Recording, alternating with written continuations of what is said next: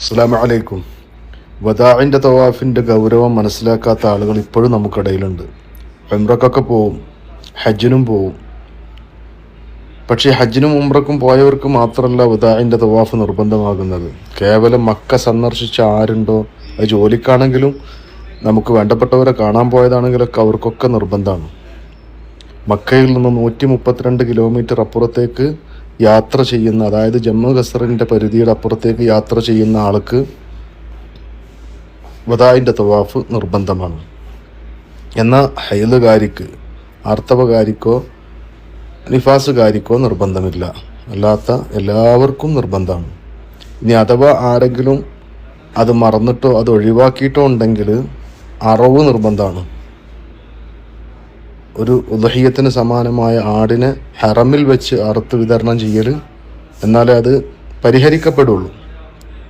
അതിന് കഴിഞ്ഞിട്ടില്ലെങ്കിൽ 3 ദിവസവും 7 ദിവസവും നോമ്പനുഷ്ഠിക്കുക.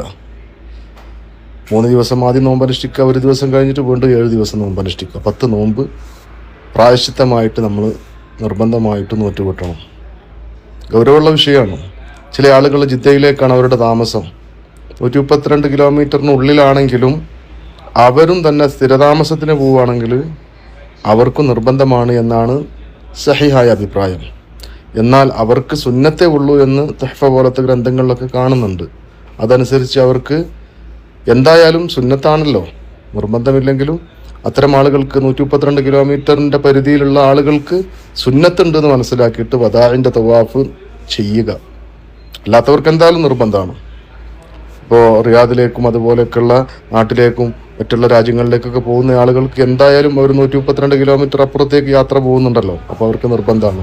അത് മറക്കാതിരിക്കുക. സാധാരണ വദാഇൻ്റെ തവാഫിന് വുളു ഉണ്ടായിരിക്കുക, അതുപോലെ തന്നെ തവാഫ് ചെയ്യുമ്പോൾ ശുദ്ധി ഉണ്ടായിരിക്കുക, നിയ്യത്ത് ചെയ്യുക, ഇങ്ങനെയുള്ള കാര്യങ്ങളൊക്കെ ചെയ്യുക എന്നുള്ളതാണ്. പിന്നെ വദാഇൻ്റെ തവാഫ് കഴിഞ്ഞാൽ പിന്നെ അവിടെ മക്കയുടെ പരിസരത്ത് നിൽക്കാൻ പാടില്ല. പിന്നെ പെട്ടെന്ന് കഅബയോട് സലാം പറഞ്ഞ് നമ്മൾ പോകണം. ഉദ്ദേശിച്ച സ്ഥലത്തേക്ക് യാത്രയാണെങ്കിൽ പോകണം, അവിടെ വിട്ട് പോകണം. നിസ്കരിക്കാൻ വേണ്ടി ഇഖാമത്ത് കൊടുത്തിട്ടുണ്ടെങ്കിൽ മാത്രം നിസ്കാരത്തിൽ പങ്കെടുക്കുക. ബാങ്കിൻ്റെ സമയമായാൽ പോലും അവിടെ നിൽക്കാൻ പാടില്ല എന്നുള്ളതാണ്. ഇതാണ് വദാഇൻ്റെ തവാഫ് ഇവിടെ പറഞ്ഞു, കഅബയോട് ഇവിടെ പറഞ്ഞു. അപ്പോൾ ഈ ഒരു കാര്യം നമ്മളെല്ലാവരും ശ്രദ്ധിക്കണം. നമ്മൾ ഉംറക്ക് പോവും, ഹജ്ജിന് പോവും, അതുപോലെ ആരെങ്കിലുമൊക്കെ കാണാൻ നമ്മുടെ കുടുംബക്കാർ ഉംറക്ക് വന്ന് അവരെ കാണാൻ പോവും. എല്ലാവർക്കും നിർബന്ധമാണ്. മനസ്സിലായോ? ഉംറക്കും ഹജ്ജിനും മാത്രമല്ല, കഅബ സന്ദർശിച്ച, അത് ജോലിക്കാണെങ്കിലും ആരെങ്കിലും കാണാൻ പോയതാണെങ്കിലും ഉംറക്കാണെങ്കിലും എന്താവശ്യത്തിന് പോയതാണെങ്കിലും അവർക്കൊക്കെ വദാഇൻ്റെ തവാഫ് നിർബന്ധമാണ്. ഇനി 132 കിലോമീറ്റർ ഉള്ളിലുള്ള ആളുകൾ അവർക്ക് സുന്നത്താണ്. പ്രബലമായ അഭിപ്രായ പ്രകാരം അവർക്ക് നിർബന്ധമാണെന്നാണ്. എന്നാൽ ചില പണ്ഡിതന്മാർ 132 കിലോമീറ്ററിൽ കുറഞ്ഞ ആളുകൾക്ക് സുന്നത്താണ് എന്ന അഭിപ്രായക്കാരാണ്. അപ്പോൾ ആ കൗല് വെച്ചിട്ട് ജിദ്ദ ത്വായിഫിലൊക്കെ ഉള്ള ആളുകൾക്ക് അത് എന്തായാലും സുന്നത്തുണ്ടല്ലോ, അപ്പോൾ ചെയ്യൽ അവർക്ക് ചെയ്തിട്ടില്ലെങ്കിലും വലിയ കുഴപ്പമില്ല. അല്ലാത്തവർക്ക് അത് നിർബന്ധമാണ്.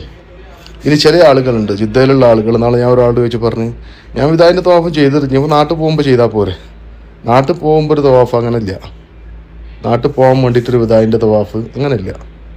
ഉംറയോ ഹജ്ജോ കഅബ സന്ദർശിച്ച ആ ആൾക്കാണ് വദാഇൻ്റെ തവാഫ് നിർബന്ധമുള്ളത്.